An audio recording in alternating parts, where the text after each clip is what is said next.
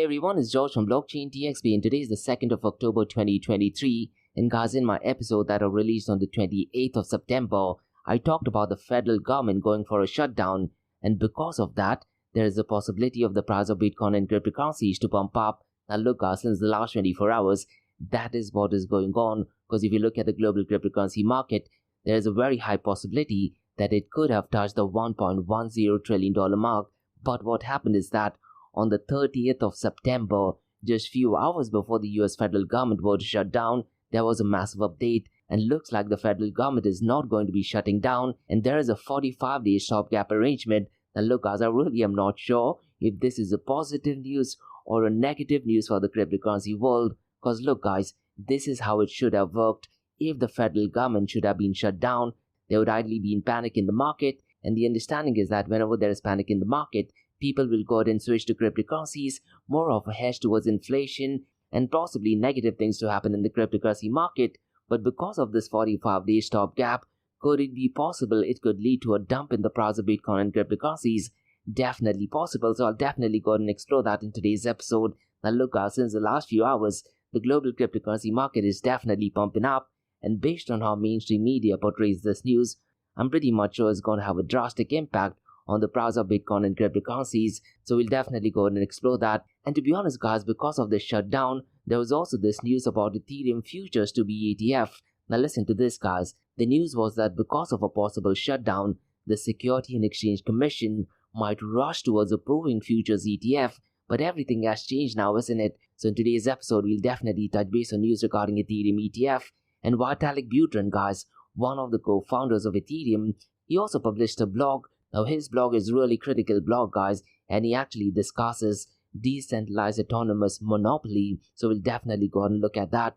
Now listen guys, Vitalik Buterin's blog is extremely helpful and critical, and to be honest guys, he does give his very honest opinion. Now if you're someone who's just gotten into the cryptocurrency space, I would definitely recommend you to reading through his blog. Now his blogs are ridiculously long, but definitely very helpful. Now guys, in the world of Bitcoin, we have some massive update. And the news is that Human Rights Foundation, they have donated $500,000 in Bitcoin projects. So we'll definitely go ahead and explore that. And guys, like we do in every Crypto and Coffee Date podcast, I'm going to be discussing two news from Dubai, UAE and the Middle East. Now the first news guys is to do with Metaverse. And the news is that Scienjoy amplifies its Metaverse vision with great strategic initiatives in Dubai. So it looks like we have a new player in the Metaverse in the Emirate of Dubai. So we'll definitely go ahead and break down that news. And the second news guys is kind of connected to UAE, and this is published in Cointelegraph, and the news is that SBI is working with UAE's Trade Finex to set up joint crypto venture in Japan. So quite a lot of cover guys in today's episode, so let's kick start with it right away. Welcome to the Crypto and Coffee Date, the daily podcast that keeps you up to date on all latest developments in the world of cryptocurrencies, blockchain and NFTs. Join us Monday to Friday as you kick off your day with a cup of coffee and a deep dive into the exciting and rapidly evolving world of digital assets. We'll cover the latest news and trends in the cryptocurrency and blockchain space, as well as delve into the growing world of NFTs or non-fungible tokens and Metaverse. Plus, we'll keep you updated on the latest developments from Dubai, UAE and the wider Middle East region. Whether you're a seasoned crypto enthusiast or just getting started, Crypto and Coffee a Date has something for you. Our expert host will provide insight and analysis on the most important topics in the industry and help you stay up to date on the latest developments.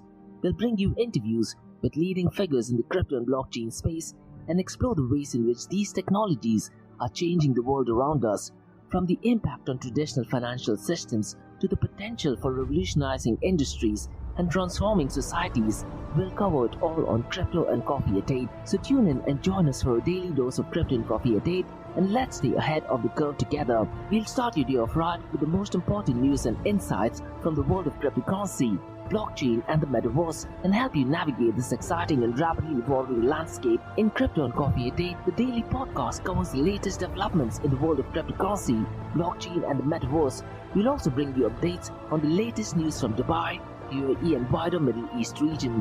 This also includes a range of topics such as developments in the local and blockchain industry, including new projects and initiatives, regulatory updates, and policies related to cryptocurrency and blockchain in the region, local and regional events and conferences focused on crypto and blockchain, interviews with leading figures in Dubai, UAE and Middle East crypto and blockchain community, coverage of any significant news or events related to cryptocurrency and blockchain in the region.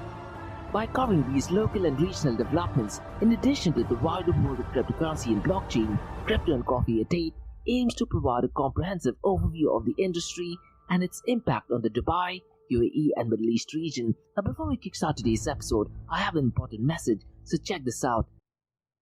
Thank you to our sponsors for being part of the Blockchain DXB journey. Firstly, Advanced Media.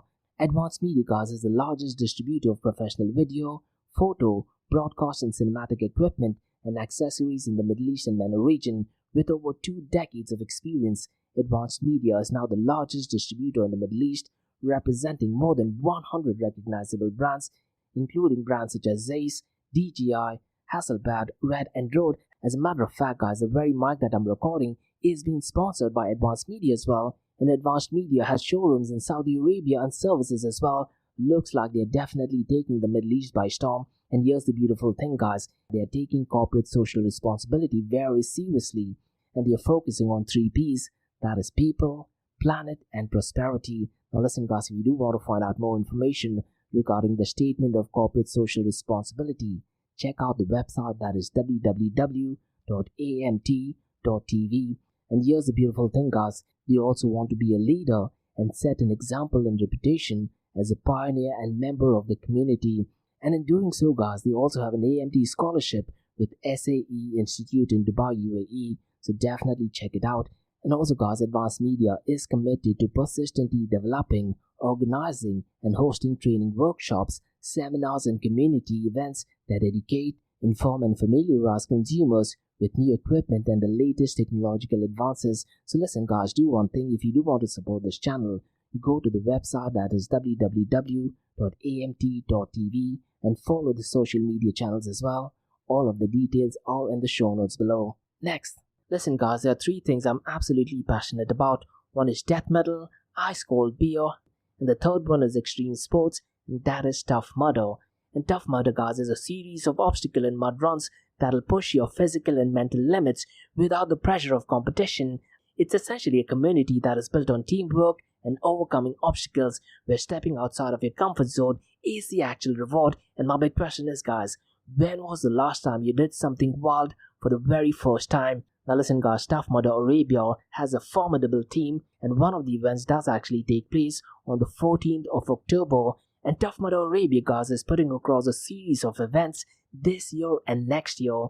And the first big event take place on Fujairah Adventure Park on the 14th of October. So look at the show notes below. You'll find the registration link. And if you're someone who's in Dubai, there are 2 days of back-to-back Tough Mudder events as well that takes place on the 11th and the 12th of November at the iconic Jebel Ali race. And finally, guys, in the second quarter of 2024, there's a massive event taking place in Ras Al Khaimah, and that takes place on the 20th of April 2024. Now listen, guys, if you want a season pass, it is at a discounted price. So look at the show notes below for the discounted price. And guess what, guys, they have 2 different distances as well, 5 kilometers and 10 kilometers. And if you have kids, get your kids along. So check out the show notes below to find out more information regarding Tough Mudder Arabia. Next, Startup OI is global one tech platform for tech. It offers global high-paying tech jobs with flexibility in working time and location, global free tech events, and tech networks to connect with global like-minded engineers. A brilliant platform to listen to the tech experts in Metaverse and to grab their insights. Now listen, all you have to do is download the app Startup OI. If you're using an Android version, go to Google Store and App Store for iOS devices. Alternatively, you can also click on the show notes below to download Startup OI. Next, guys, listen, if you're into fitness, if you're into adventure, if you want to do something wild but still want to keep your health in check, there is a new podcast in town, a podcast focusing on obstacle course race in the Middle East. The podcast is called the Race Pace Podcast. So check out the Race Pace Podcast across all leading platforms.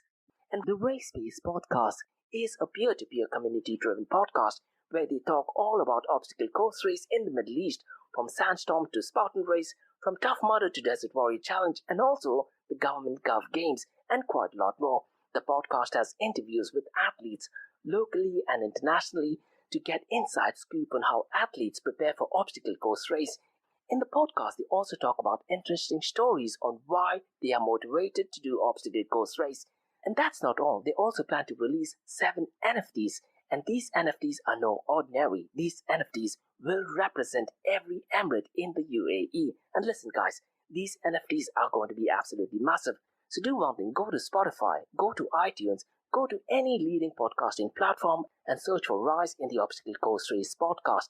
And finally, guys, not your keys, not your crypto. If you have dabbled with cryptocurrencies and now are seriously getting to protect your cryptocurrencies, there is no better way to protect it by using a hardware wallet. And this is where Ledger Wallet kicks in. And Ledger Wallets are hardware cryptocurrency wallets made by Ledger, a company headquartered in Paris, France. And Ledger's hardware wallets are multi-currency wallets that are used to store private keys for cryptocurrencies offline.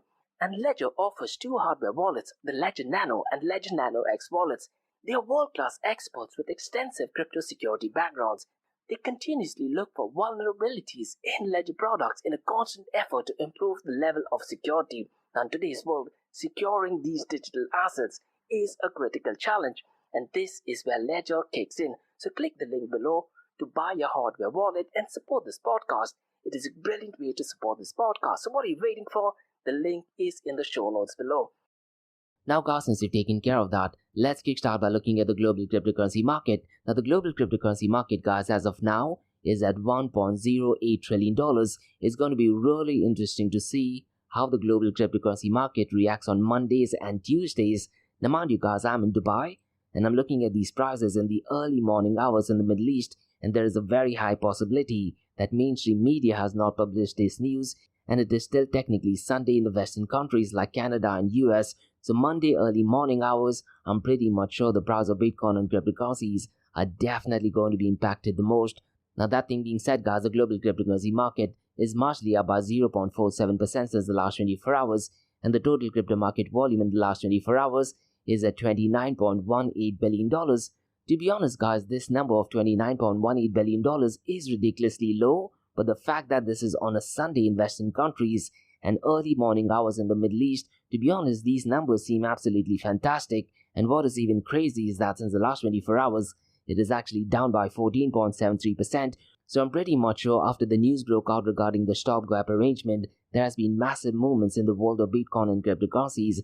We'll definitely touch base on that. Now the total volume in DeFi is also at $2.54 billion. Now mind you guys, these numbers are ridiculously low, but if you were to compare these numbers, let's say on a Sunday or Monday early hours in the Middle East, these numbers are definitely the best, probably the best in 2023. Now so far as the total value locked is concerned, it is well below the $40 billion mark, and as of today, it is at $38.78 billion, and DeFi, guys, unfortunately is accounting for only 8.70% of the total crypto market 24-hour volume. And so far as total value locked is concerned, guys, Lido is still dominating with $14.91 billion. And few weeks ago, guys, I did talk about an article which is published by CoinShares that talks about some of the negative aspects of Lido's dominance. And later on today, I'll very briefly touch base on Vitalik Butrin's blog that also talks about monopoly in decentralized autonomous organization. It is so crazy to think of monopoly in a distributed or decentralized autonomous organization, isn't it? But unfortunately, guys, when we talk about human greed, limited supply of Bitcoin or cryptocurrencies, and game theory, I really am not sure if you're going to find a cure or a solution for it. Now, so far as decentralized exchange to centralized exchange dominance is concerned, it is at 11.98%. Now, since the last few weeks, guys, one anomaly which I'm noticing is that decentralized exchange to centralized exchange on a weekend is going down. Earlier in the year, decentralized exchange to centralized exchange during the weekend used to definitely pump up, but since the last 4 to 6 weeks, decentralized exchange to centralized exchange volume on the weekend is going down. So really I'm not sure what is going on. Now let's quickly run through the 24-hour volume of decentralized exchange, because Uniswap is clearly an outlier and its volume is $420.7 million, followed by PancakeSwap at $187.64 million. Mavic Protocol is number 3rd at $93.56 million. Dodo, guys, at number 4th at $91.34 million. And finally, Curve Finance at $61.97 million. What is a bit strange, guys, to be honest, is that these numbers are ridiculously less, considering the fact that the global cryptocurrency market has definitely pumped up since the last 72 hours. Ideally, these numbers should be at least 2 or 3 times more, but this is the crazy world of decentralized finance and cryptocurrency world, isn't it? Now let's quickly run through the volume of stablecoins. It is at $27.66 billion, and stablecoins, guys, is accounting for 94.78% of the total crypto market 24-hour volume. And out of this $27.66 billion, Tether USDT is accounting for $24.65 billion.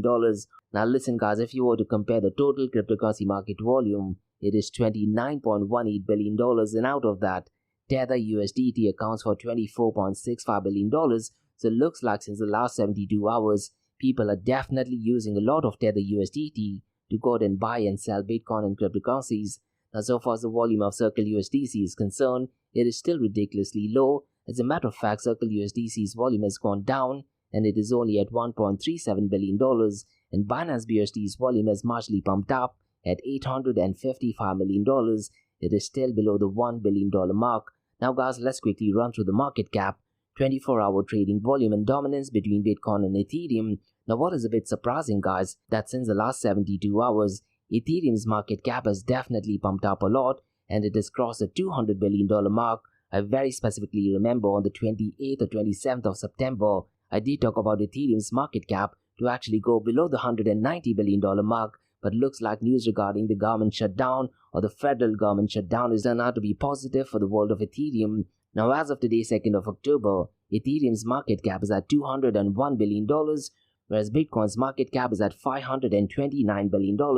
I wouldn't be surprised, guys, in the next few hours if Bitcoin's market cap crosses the $530 billion. Now, since the last 24 hours, if you look at the trading volume, it is ridiculously low. Bitcoin's 24-hour trading volume is only at $6.2 billion, whereas Ethereum is at $3.05 billion.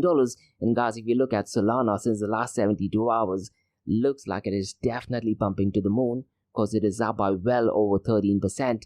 Now, if you look at the dominance, guys, between Bitcoin and Ethereum, it is at 48.89%, whereas Ethereum is at 18.90%.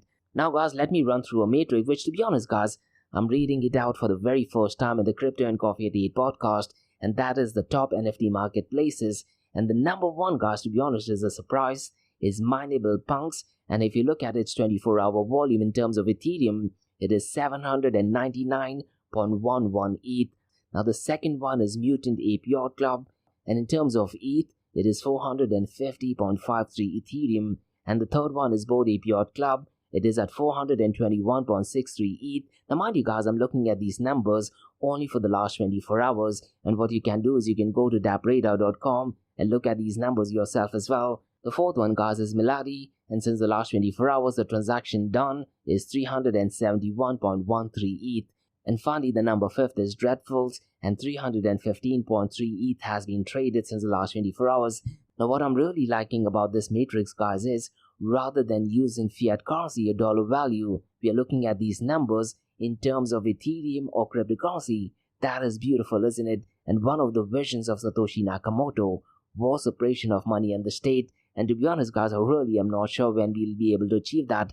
Most likely in the next couple of decades, we might be able to value things or assess it based purely, let's say, on Bitcoin or cryptocurrencies. That would be an absolute win for Satoshi Nakamoto. Now, guys, before we look at the king of all kings, that is Bitcoin, let me run through a protocol called as Genosis. Now, to be honest, guys, I really am not sure if that is the way how you pronounce it, but the ticker symbol for Genosis is GNO, that is G for George, N for November, and O for Orange, and they are essentially an Ethereum-focused software company, and its history goes back to 2015. So let me go ahead and very briefly run through what this project is, what is it that they do, the founders and the team, and some of the unique features. The Genosis, guys, was originally part of Consensus, a company that actually focuses on Ethereum technology, and in 2017, Genosis became an independent project, and the core team is led by Martin Copeland, who's the CEO and founder, and he's known for his expertise in blockchain and IT system engineering, and Stefan George is the CTO and co-founder, who's a well-known software developer with a background in system engineering and experience in the cryptocurrency industry, and also Dr. Frederick Ernst, who's the COO, who plays a significant role in the project's operation. So let me just very briefly run through what the unique features are, because they have Genosis Safety, they have COW Protocol, Conditional Tokens, and Genosis Auction and Zodiac. So let me very briefly run through what those are, because Genosis has developed several decentralized tools and protocol, and so far as Genosis Safe is concerned, This is a secure wallet for Ethereum that requires multi-signatures for transactions, and it is governed by SafeDAO, which is essentially a decentralized group. And so far as the protocol is concerned, it is COW protocol, and unlike typical decentralized exchanges, COW protocol uses batch auctions to make buyers and sellers for efficient traders at the best available prices, and they also have conditional tokens, and these are used for prediction markets, allowing users to create and trade conditional tokens based on specific outcomes. And they also have Genesis Auction and Zodiac. And guys, these are tools and standards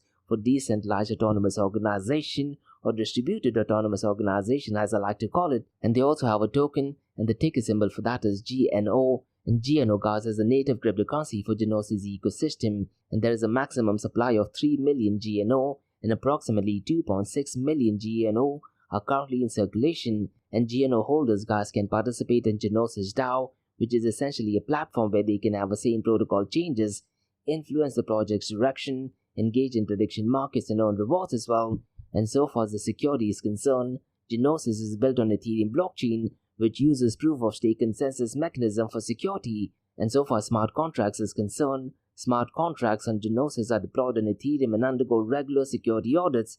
And Genesis Safe, the multi-signature wallet, does provide an additional layer of security by requiring multiple signatures for transactions, making it less susceptible to unauthorized access. So essentially, in some regards, Genesis is a decentralized platform with a talented team that has developed innovative tools and protocols, and these tools offer unique features like secure wallets, efficient decentralized exchanges, prediction markets, and GNO also serves as a native currency, granting users influence and rewards within the Genesis ecosystem.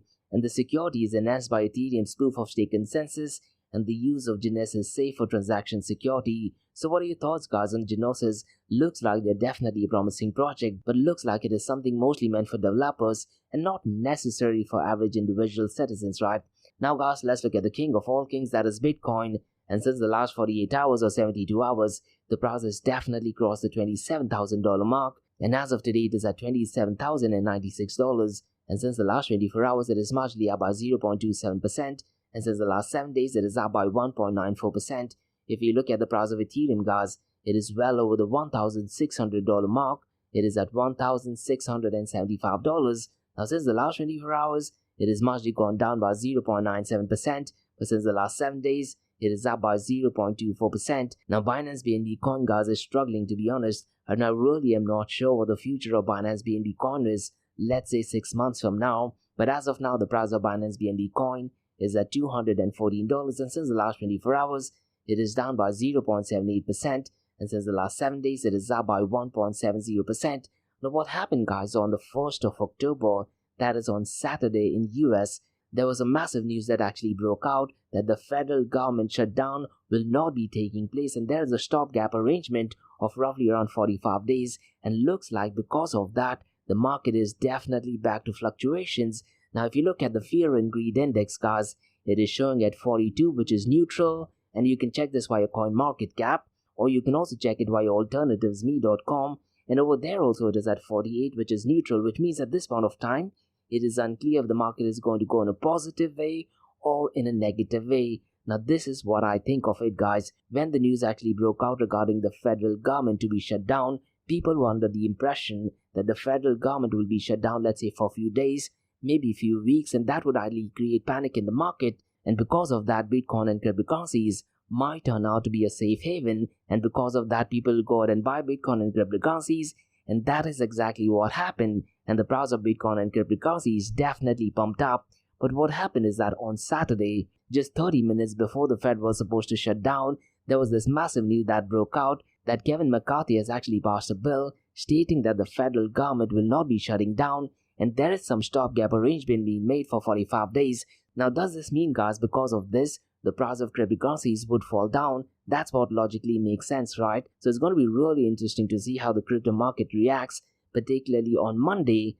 So essentially what happened is that just at the last moment, the US Congress passed a stopgap measure to avoid government shutdown, and Kevin McCarthy, who is the Speaker of the House, mentioned via Twitter that the House just passed a short-term stopgap measure that will keep the government open and even pay the troops and full fund disaster relief as well. Now, this, to be honest, is a positive thing for the country, right? But unfortunately, looks like this news might turn out to be negative for the Bitcoin and cryptocurrency world, so it depends on how you take it. And what happened, guys, before this news regarding stopgap arrangement was being made, MarketWatch.com did actually publish an article that stated that if the US government shuts down, it could actually boost the price of Bitcoin and cryptocurrencies. So what I'd really recommend you to do is read through that article, because that is exactly what happened. The prices of Bitcoin and cryptocurrencies, and even Tal Cohen, the managing director of Kraken, which is the oldest cryptocurrency exchange in the world. Now he's the managing director only of Kraken US. He also agreed that the government shutdown could actually be beneficial for Bitcoin, but definitely less bullish so far as the price is concerned. Now look, guys, because we have a stopgap for 45 days, could this mean that the price of Bitcoin would dump? Logically, that would make a lot of sense, isn't it? So it's going to be really interesting to see the narrative mainstream media actually puts out, so that way we'll get some idea and indication on which direction the price of Bitcoin and cryptocurrencies is heading towards. Now listen, guys, cryptocurrency influencers on YouTube, on podcasts will take it in a different way. They could make any news turn out to be positive. So what I'd really recommend you to do is, on the episode that are released on the 28th of September, make sure you go and have a listen to it, because I went ahead and explained what cryptocurrency influencers can do if the US federal government was on a shutdown, and even if they were not on a shutdown, the cryptocurrency price influencers can try to artificially create the demand for Bitcoin in either direction. Now what they can say is, because we have our 45-day stopgap arrangement, there's a very high possibility of Bitcoin spot ETF to be approved, and because of that they will try to create a fake narrative that the price of Bitcoin and cryptocurrencies could actually pump up. But let's say if this 45 days arrangement was not being made, they would say that there is panic in the market, and because of that you need to go ahead and buy Bitcoin and cryptocurrencies. So listen, guys, make sure you go ahead and do your own research. Now the next thing that I'm going to talk about, guys, is regarding futures ETF, and this also in hindsight ties up with the news regarding the federal government shutdown and the decision to have a stopgap arrangement as well. Now what happened is that on the 28th of September, Cointelegraph did actually report that investment firm Valkyrie will start offering exposure to Ethereum's future in the coming days, and they've actually stated that on 3rd of October, the fund's name will be updated to Valkyrie's Bitcoin and Ethereum Strategy ETF, and it will allow investors access to Ethereum and Bitcoin futures under one wrapper, making it one of the first firms to do so amid several pending applications with the US Security and Exchange Commission. And along with Valkyrie, even asset manager VanEck also discloses upcoming Ethereum Strategy ETF, which will be listed on CBOE exchange. Now look, guys, all this news was taking into consideration that the US federal government will be on a shutdown, and based on the article, what it states is that analysts suggested that a potential US government shutdown might have actually accelerated the launch of Ethereum's future ETF. So what's going to happen, I really am not sure. Now mind you, guys, this whole news was under the assumption that the federal government will be on a shutdown from the 1st of October, but that thing has not happened. So it's going to be really interesting to see now, since we have a 45-day stopgap arrangement. Now listen, guys, regarding the Ethereum ETF news, there is another update regarding VanEck, and VanEck actually mentioned via Twitter that they want to donate 10% of the profits from Ethereum ETF to co-developers for 10 years, and the beneficiary, guys, of this 10% will be the Protocol Guild, which is a group of 150 developers maintaining Ethereum's core technology. Now this is more to do with Ethereum Futures ETF, I assume. So look, guys, looks like there's a very high possibility of an Ethereum Future ETF to be approved, but I don't think so that an Ethereum Spot ETF will be approved, at least not before Bitcoin Spot ETF. So keep a track on the price of Ethereum at least from Monday or Tuesday. I'm pretty much sure it's definitely going to fluctuate. Now regarding Ethereum, guys, we also have some update by the co-founder, that is Vitalik Buterin. And Vitalik Buterin, guys, did actually raise concern about the growing influence of decentralized organization or DAO in the governance of node operators within the liquidity staking pool. And in the blog that he published on the 30th of September, Vitalik Buterin cautioned that increased reliance on decentralized autonomous organization for decision-making in selecting node operators who play a vital role in managing a pool's assets could potentially expose these pools to vulnerabilities posed by malicious actors. Now what he's saying does make a lot of sense, and what he's offering is also a solution as well. Now he's also offered a solution that could actually lower the likelihood of any individual liquid staking provider growing to a point where it poses a systemic risk. Now what I'd really recommend you to do is, guys, read through that blog, because it is a bit technical, to be honest. Now in that blog he did actually mention something about Rocket Pool, and he mentioned the positive and he mentioned the negative thing about Rocket Pool. Now regarding Rocket Pool, the positive thing that he said is that Rocket Pool offers the opportunity for anyone to become a node operator by placing 8 Ethereum. Now so far as the negative thing regarding Rocket Pool, what Vitalik Buterin in his blog has mentioned, that it does allow attackers to 51% attack the network and forces users to pay most of the cost. Now listen guys, Vitalik Buterin roughly around 2 weeks ago did have a brilliant episode with Bankless. I would definitely urge you to check it out. Now mind you guys, it is extremely technical and it is something which would not make sense to explain it in the podcast. So what I really recommend you to do is go to Bankless and definitely go ahead and check out that episode. Because to be honest, what he's saying does make a lot of sense. And what I like about Vitalik Buterin's blog is that he's not only sharing the problems, but he's also offering a solution. Now guys, let's discuss some news regarding Bitcoin. Now listen guys, in 2020, the Human Rights Foundation launched a fund to support software developers who are making Bitcoin network more private, decentralized and resilient so that it can better serve as a financial tool for human rights activists, civil society organizations and journalists around the world. Now the news is that the Human Rights Foundation has donated $500,000 to 15 global Bitcoin projects, and these new grants are focusing on furthering worldwide Bitcoin education and co-development, even DLCs, e-cash and financial aid for developers from repressive regimes. Now in the official news guys that is mentioned in the show notes below, you can actually look at the different countries where they have actually gone ahead and donated $500,000. And look guys, this is one of the beauties of using Bitcoin blockchain, because if a promise is made, you can actually go ahead and audit and check if the Bitcoins have been transferred to these people. And this, to be honest, is one of the biggest features of open blockchain. Now so far as the news regarding donation is concerned, key areas of focus includes Latin America, Africa and the Middle East as well. So definitely some positive news, I guess. So those were the news guys from Crypto and Coffee at 8. Now guys, let's look at 2 news from Dubai, UAE and the Middle East. And the first news is that Scienjoy amplifies its metaverse vision with 3 strategic initiatives in Dubai. So guys, let me go ahead and break down this news, because Scienjoy Holding Corporation announced advancements in its metaverse initiatives and the established Scienjoy Verse Tech Limited, also called as SVTL in Dubai's DIFC. And SVTL guys aims to become a global metaverse hub with a focus on the Middle East and North Africa, also called as MENA region, and they plan to offer an elegant metaverse lifestyle platform worldwide. And Dr. Khalifa Al-Shimari joined as Chief Strategy Officer of SVTL or Scienjoy Verse Tech Limited, and his expertise and local influence, guys, to be honest, will actually support Scienjoy's Dubai-centric metaverse goals. And Scienjoy has also signed a memorandum of understanding to acquire 90% shares in Nujum Al Mashrak Media LLC, also called as Nujum. And Nujum, guys, is a Dubai-based multi-channel network nurturing content creators, and Nujum's integration will enhance content creation for BeLive and SJverse, and the focus is on creating next-generation metaverse lifestyle content. And Victor He, who is the CEO of Scienjoy, emphasizes the commitment to intertwining global vision with regional experience. So definitely positive news for Dubai, I guess. And guys, listen, they aim to create a unique and transformative metaverse experience, which is so critical. And I've said this so many times, guys, in my Metaverse Everything podcast.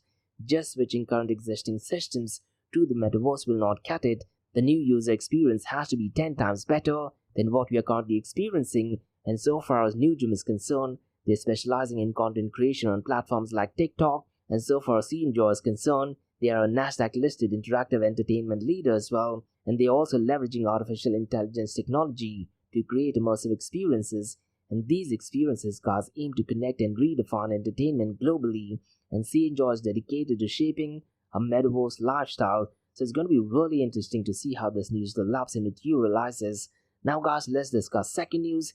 And this news, guys, to be honest, is indirectly connected to UAE, because trade finance is actually based in UAE. And the news essentially is that SBI is working with UAE's Trade Finex to set up joint crypto venture in Japan. And this news, guys, is actually published via cointelegraph.com. So let me go ahead and run through what this news is all about, because SBI Holdings and Trade Finex are forming a joint venture in Japan, and the goal is to promote the adoption of the enterprise blockchain platform on the XDC network.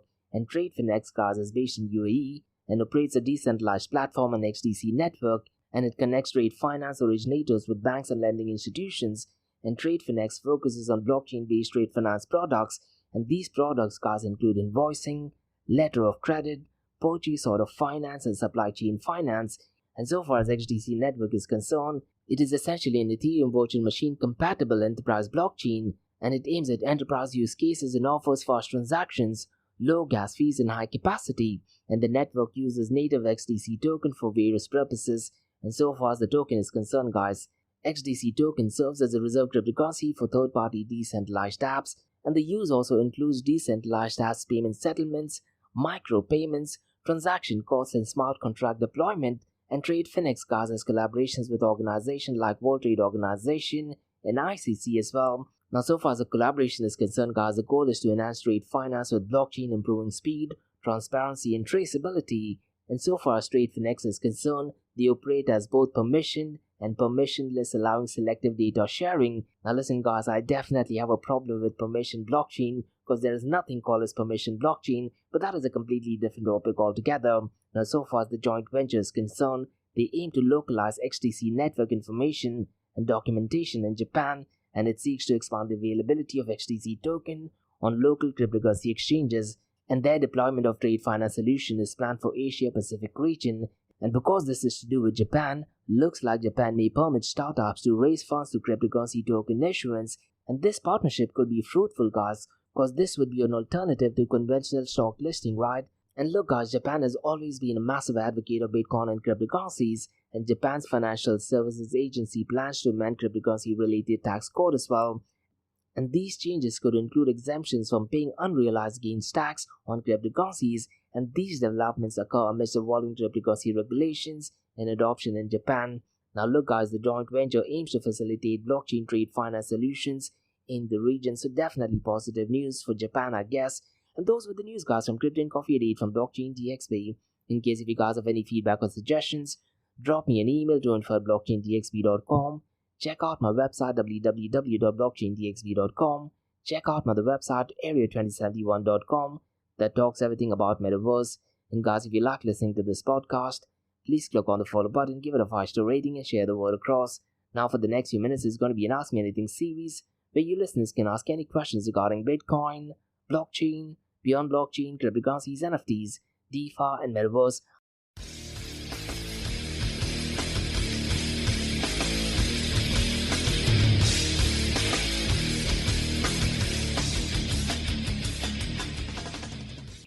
I have a question by Maya who asks, do you think because of the 45-day stoppage, the price of Bitcoin and cryptocurrencies could dump and then a pump? To be honest, Maya, whenever it comes to the price of Bitcoin and cryptocurrencies, I've always said this, all price predictions by so-called cryptocurrency influencers or specialists in Bitcoin and cryptocurrencies are 100% right 50% of the time. In an actual perfect fit world, what should happen is because of this stopgap arrangement, the price of Bitcoin and cryptocurrencies should actually go down, and towards the 45 days, so around let's say the 40, 42nd or 43rd day, the price of Bitcoin and cryptocurrencies should actually pump up. But listen, we are living in an absolutely crazy world right now, isn't it?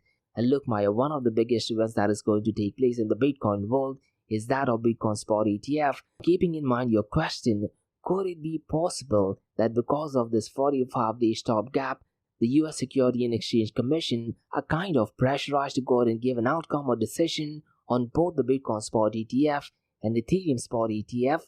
Now, if that thing happens, it could actually turn out to be fruitful for the price of Bitcoin and cryptocurrencies. And there are talks about that if a Bitcoin Spot ETF is approved, the price of Bitcoin would immediately pump up to $100,000. It is extremely possible because look, there's a massive giant called as BlackRock who have the hands on Bitcoin Spot ETF.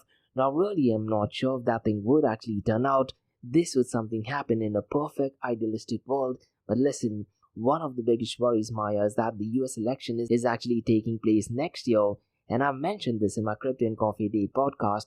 Whenever there is a US election, the previous year, and more precisely the last quarter of the previous year, is when there's new drama that unfolds. And usually these dramas are not connected in the world of finance. So we're talking about geopolitical situation, let's say like World War III, maybe another COVID-19. Those all factors will definitely affect the US election in a massive way. Now these indirect news will definitely impact the price of Bitcoin and cryptocurrencies. Look at what happened when there was COVID-19. The price of Bitcoin and cryptocurrencies definitely fell down. Could it be possible in the final quarter of this year we hear some political drama not connected to Bitcoin or cryptocurrencies? Most likely yes, and that news I do feel will definitely have an impact on the price of Bitcoin and cryptocurrencies. Now, I already answered your question regarding the 45-day stopgap arrangement, but look, once everyone is aware about this, I'm pretty much sure the Bitcoin whales and cryptocurrency whales will try to manipulate this market, and that's one of the reasons why I'm really curious to check what happens to the price of Bitcoin the moment, let's say, the US stock market opens, and the moment Twitter goes and explodes. And it's going to be really interesting to see what kind of narrative mainstream media goes ahead and portrays regarding, let's say, the finance world, and that news, whether it's connected to Bitcoin or not, unfortunately will have a massive impact on the price of Bitcoin cryptocurrencies. Now, Maya, this is what I think. I think in an idealistic world, the price of Bitcoin and cryptocurrencies, let's say on Monday or Tuesday, should actually go down. And as we get closer towards the 45-day stopgap arrangement, the price of Bitcoin and cryptocurrency should pump up. And during that time, let's say if you do use some news regarding Bitcoin spot ETF or even regarding Ethereum spot ETF, I'm pretty much sure that'll be beneficial and that they only pump the demand for Bitcoin and cryptocurrencies. So it's going to be really critical to keep an eye on these information. Now, those are my thoughts, honestly, Maya. But the cryptocurrency world is absolutely wild. And that's about all, guys, from Crypto and Coffee Date from Blockchain DXP. In case if you have any feedback or suggestions, drop me an email to info@blockchaindxp.com. Check out my website www.blockchaindxp.com, and also check out my other website area2071.com that talks everything about Metaverse. And guys, if you like listening to this podcast, please click on the follow button, give it a 5-star rating, and share the word across. And guys, if you have any feedback or suggestions regarding the Fed government shutdown and the 45-day stopgap arrangement, mention them in the comments below. And guys, remember, Monday to Thursdays, 8 a.m. to 8:30 a.m. we have Crypto and Coffee at 8, where we cover top news and information pertaining to Bitcoin, blockchain, beyond blockchain, cryptocurrencies, NFTs, DeFi, and Metaverse. And how the series of episodes under Crypto and Coffee at 8 works is, we usually cover some top news and information pertaining to the price of cryptocurrencies, some major breaking news, occasionally short and sweet news as well, news that has an impact on the cryptocurrency world. The other two news and information is related to Dubai, UAE, and Middle East, and the world of Bitcoin, blockchain, beyond blockchain, cryptocurrencies, NFTs, DeFi, and Metaverse. And what you're listening to right now is the Ask Me Anything series, where you listeners can ask any questions regarding Bitcoin, blockchain, beyond blockchain, cryptocurrencies, NFTs, DeFi, and Metaverse. Thanks so much for listening, guys, and have a nice one. Bye-bye.